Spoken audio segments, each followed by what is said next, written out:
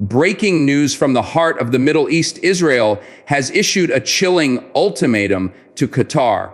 Expel what it calls terrorist leaders or prepare to face attack. For years, Qatar has been a hub for diplomacy and negotiations. But now that very stage risks turning into a battlefield. In this video, we uncover the strike, the warning, and the dangerous ripple effects this escalation could unleash across the world. Hello everyone, welcome back to the channel. Our story begins with an airstrike that shook not only Qatar, but the entire diplomatic architecture of the Middle East. Israel launched precision missiles into a Doha compound, claiming the site was used by Hamas leaders for planning attacks. For decades, Qatar had enjoyed an unspoken status as neutral ground, a place where diplomats, mediators, and even militant representatives could operate under the umbrella of dialogue. That assumption collapsed overnight. The immediate aftermath was chaotic. Sirens blared in Doha's capital district, civilians rushed for shelter, and international media scrambled to confirm casualty reports. Qatar's government condemned the strike as a flagrant violation of sovereignty and international law. Meanwhile, Israel justified its action by invoking the principle of self-defense, citing intelligence that the compound was being used to orchestrate rocket attacks against Israeli cities. World capitals were quick to respond. The United States and European Union urged restraint, but stopped short of outright condemnation, while Arab states denounced the strike in the strongest possible terms. The shockwave was not only physical, it shattered the perception that Qatar's diplomatic soil was off limits. This section sets the stage for understanding how one strike shifted the balance of risk in the Gulf region and left leaders scrambling to adjust. Qatar is not just another Gulf state. Its influence in international politics far outweighs its small size. For years, Doha has positioned itself as a mediator, hosting talks between warring factions, housing political offices for groups shunned elsewhere, and providing a stage for negotiations involving hostages, ceasefires, and humanitarian access. This reputation gave Qatar soft power far beyond its borders. But this role comes with risk. Hosting actors that Israel, the United States, or other powers considered terrorist organizations always placed Qatar under the microscope. Yet until now, no country had dared to launch a direct strike inside Doha. Why? Because Qatar's neutrality served everyone.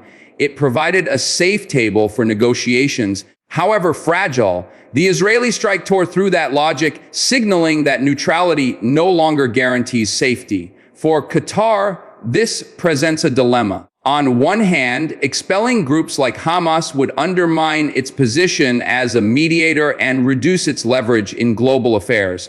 On the other, keeping them could invite more strikes or sanctions. This section explores why Qatar's unique diplomatic position has now become a liability, and how the airstrike shattered the unwritten agreement that mediation hubs are immune from direct attacks.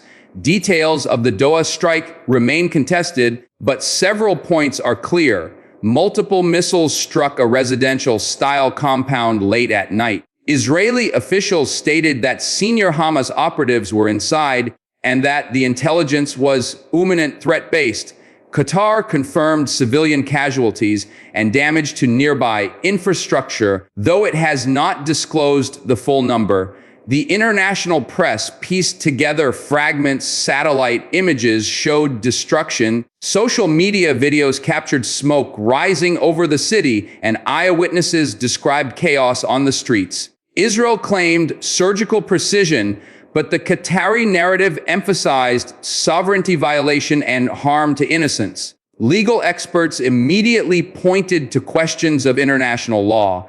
Can a state justify striking another sovereign nation without its consent, even under the guise of self-defense?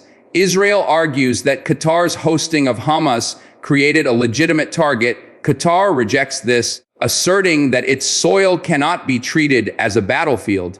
This section breaks down the competing claims, separating confirmed facts from propaganda. The truth lies in contested territory, and until independent investigations are completed, the world is left to weigh competing narratives in a fog of war. The diplomatic fallout was immediate. Within hours, the UN Security Council convened an emergency meeting. Arab nations demanded accountability and condemned Israel's action as reckless aggression.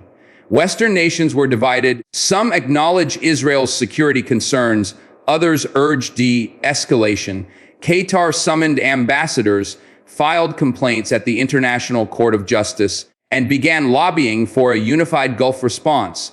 Behind closed doors, U.S. diplomats pressured both sides to prevent further escalation. Meanwhile, Turkey and Iran expressed solidarity with Qatar, warning Israel against expanding the conflict. The delicate web of alliances is now under stress. Qatar hosts the largest U.S. airbase in the Middle East, Al Udeid, raising questions about whether Washington can afford to let strikes on Qatari soil go unanswered. At the same time, Israel's growing ties with Gulf states like the UAE and Bahrain face new pressure as Arab populations demand solidarity with Qatar. Diplomacy hangs by a thread. This section highlights how the strike was not just an attack on a building, it was an attack on the diplomatic scaffolding holding the region's fragile peace together. Soon after the strike, Israel delivered its ultimatum: Qatar must expel Hamas leaders and dismantle their offices or risk further military action. Such blunt language is rare in international relations, but Israel framed it as necessary to safeguard its citizens. For Qatar, the ultimatum poses a nightmare scenario. If Doha complies, it will lose credibility as a mediator and anger factions that rely on its safe haven. If it refuses, it risks more strikes and the possibility of dragging its people into a war it never wanted. International law complicates matters further. While countries have obligations to prevent their territory from being used for hostile actions, they also have the sovereign right to decide how to handle foreign political groups. Israel's ultimatum blurs the line between security demands and direct coercion. This section unpacks the motives behind Israel's warning, why it chose such stark terms, and how this move forces Qatar into a corner where every choice carries enormous consequences.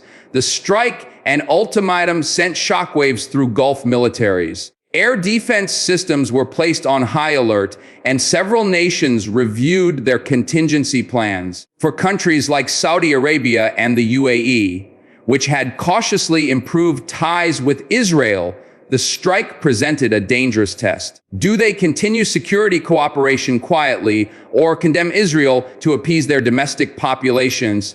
Qatar itself ramped up its defenses, coordinating with U.S. forces at Al Udeid Air Base. Reports indicate that additional surveillance and interception systems were deployed to guard against future attacks. Meanwhile, Iran seized the moment to warn that Israeli aggression could destabilize the entire Gulf.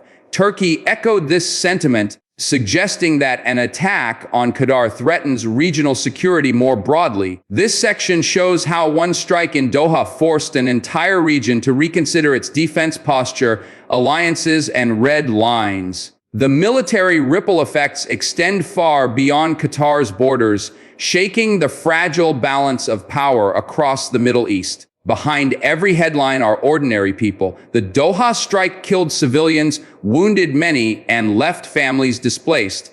Hospitals rushed to treat casualties, while residents expressed fear that more attacks could come. For many Qataris, this was the first time war felt so close to home. The humanitarian impact is not just physical. Psychological trauma, disrupted schooling, and a sense of lost security ripple through communities. International NGOs warned that further strikes could create a refugee-like displacement crisis within the Gulf. Civilians are also impacted indirectly. Air travel was disrupted, businesses shuttered, and expatriates questioned whether Qatar remains safe. The country's role as a hub for global airlines, media networks, and international organizations now hangs in uncertainty. This section reminds us that beneath the geopolitics, It is ordinary families who bear the cost, and their stories risk being drowned out by political narratives. Even before the smoke cleared, an information war raged online. Israeli officials shared graphics showing alleged Hamas presence in Doha. Qatari media broadcast images of civilian casualties. Social media amplified both narratives, often without verification. Disinformation spread quickly with fake videos and doctored images going viral. Each side accused the other of propaganda, and ordinary viewers struggled to separate fact from fiction. This battle of narratives matters because international opinion shapes policy. If Israel convinces allies that its strike was justified, it gains political cover. If Qatar sways global sentiment towards seeing the strike as unlawful aggression, pressure builds for sanctions or international investigations. This section explores how modern conflicts are fought not just on battlefields, but on screens, where perception can be as powerful as reality. What happens next? Three main scenarios are on the table. Scenario 1, de-escalation. Intense diplomacy, perhaps brokered by the US or Turkey, leads to guarantees from Qatar that it will monitor or restrict Hamas activity, preventing further Israeli strikes. Scenario 2, escalation. Israel follows through on its warning, launching more strikes, while Qatar seeks backing from regional allies. This could spark a wider Gulf confrontation. Scenario 3, stalemate. Qatar refuses the ultimatum, but Israel refrains from further action for fear of global backlash. Tensions simmer, leaving the conflict unresolved but dangerous. This section outlines each possibility, what signs to watch for, and how global actors could steer the outcome toward stability or accidentally toward chaos. This crisis is not just a regional story. Qatar hosts U.S. forces, mediates global conflicts, and anchors energy markets through its massive natural gas exports. If instability grows, global energy prices could spike, diplomatic channels could collapse, and the Middle East could spiral into another prolonged conflict. The key takeaway: Israel's ultimatum to Qatar is more than a bilateral dispute. It is a moment that could reshape the region's geopolitical order. Citizens around the world should pay attention because decisions made in Doha, Tel Aviv, and Washington over the next few weeks could ripple into economies, politics, and security far beyond the Middle East. Call to action: stay informed, demand verified reporting, and recognize the stakes. This isn't just about Israel and Qatar. It's about the fragile balance of diplomacy, law, and security that affects us all.